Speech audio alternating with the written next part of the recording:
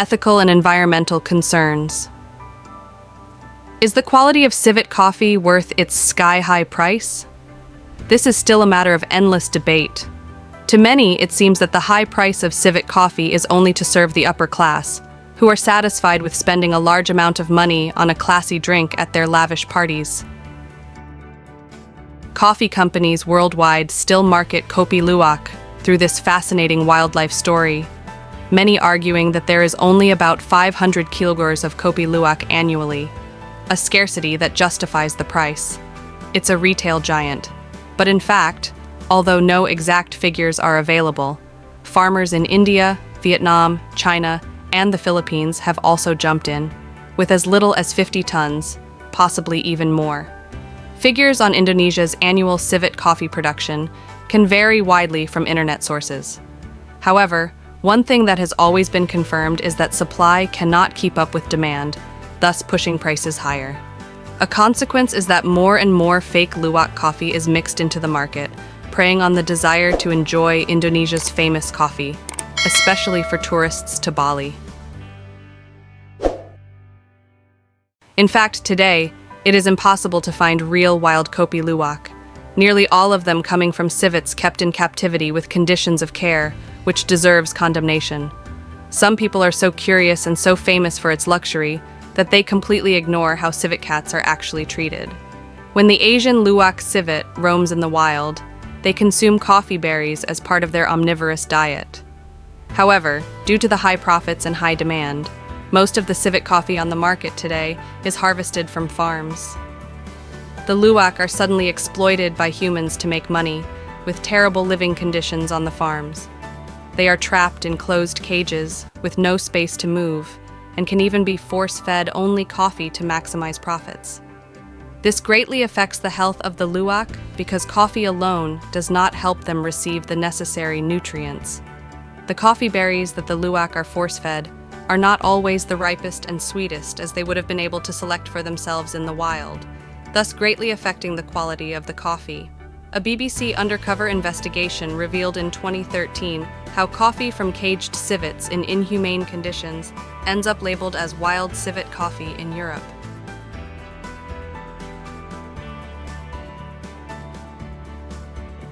Even Tony Wilde, the former director of Taylors of Harrogate, the long-established British coffee brand that introduced Kopi Luwak to the West, spoke out against it in an article for The Guardian. "When I introduced Kopi Luwak to the UK, it was an odd novelty," he said. "Now, it's overvalued, industrialized, ruthless, and unauthentic. That is really hard to accept."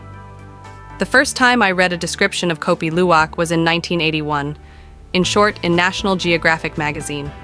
10 years later, in 1991, as the coffee director of Taylors of Harrogate, I was the first to import Kopi Luwak into the West, with a kilo. Over the next 20 years, Kopi Luwak became a legend for the most expensive coffees, a product of reputation in its own right, offered by every aspiring coffee retailer worldwide.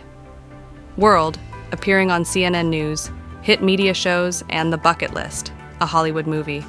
I'm sorry, I'm the one who started it all. In 2013, coffee expert Tony Wilde spoke out against the exploitation of civets for Kopi Luwak. Their solitary nature causes stress when kept in close quarters, leading to health problems due to a diet consisting solely of coffee. Many suffer from self-mutilation and death. Rocky Rhodes of International Coffee Consulting Group offers a more detailed analysis and shares his experience with this coffee. At a farm in East Java, I was given the opportunity to evaluate their lots of coffee, which they had separated into sizes: large, medium, and small.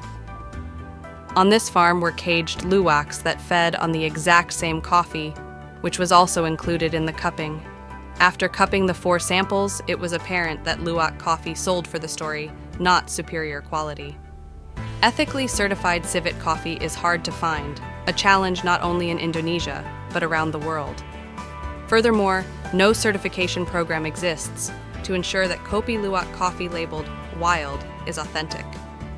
Existing coffee certifiers work only to ensure environmentally responsible farming and production and refuse to certify any Kopi Luwak.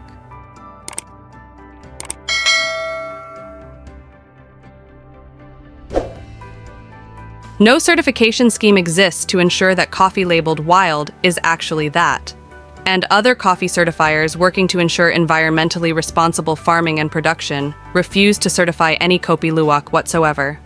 However, the good news is that sustainable farming communities and many sustainable coffee brands around the world have firmly said no to civet coffee, which comes from animals that are mistreated on farms. The Sustainable Agriculture Network Standards, or SAN, which the New York-based Rainforest Alliance and other well-known coffee certifiers use to issue their stamps of approval, forbid the hunting and capture of wild animals on farms. The prohibition of caged civets is specifically singled out in the SAN guidelines for coffee in Indonesia. Traders began doing business with suppliers claiming to be humane civet breeders.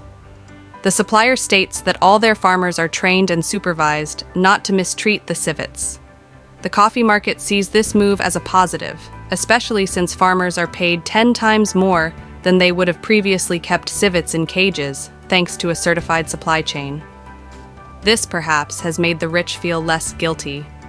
Hopefully, this will put pressure on the Luwak coffee industry to gradually eliminate animal abuse practices. After all, Kopi Luwak is made from animal dung.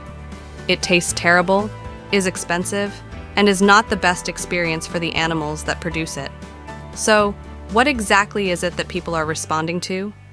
If experts vehemently deny any qualities of Kopi Luwak, will consumers like it? Or are they responding to the media hype's reputation? Quote, SCA Communications Specialist Lily Kubota. While the average consumer won't pay the exorbitant price this coffee demands, there is a segment of the wealthy in the United States, Europe, and East Asia. They are willing to pay for a novel or exotic experience. Luxury. It doesn't have to be delicious, coffee drinkers don't have to like it, and it doesn't have to be affordable for some who want it. That's the story. And whatever your thoughts on the quality of Kopi Luwak, there always seems to be a market for products that claim rarity or wealth. The story of Kopi Luwak is still something that needs further research and some more serious conservation efforts.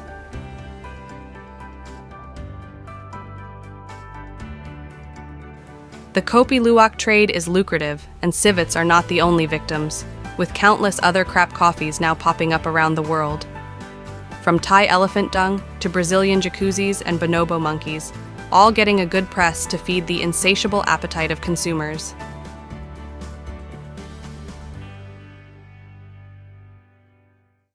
Today's video ends here.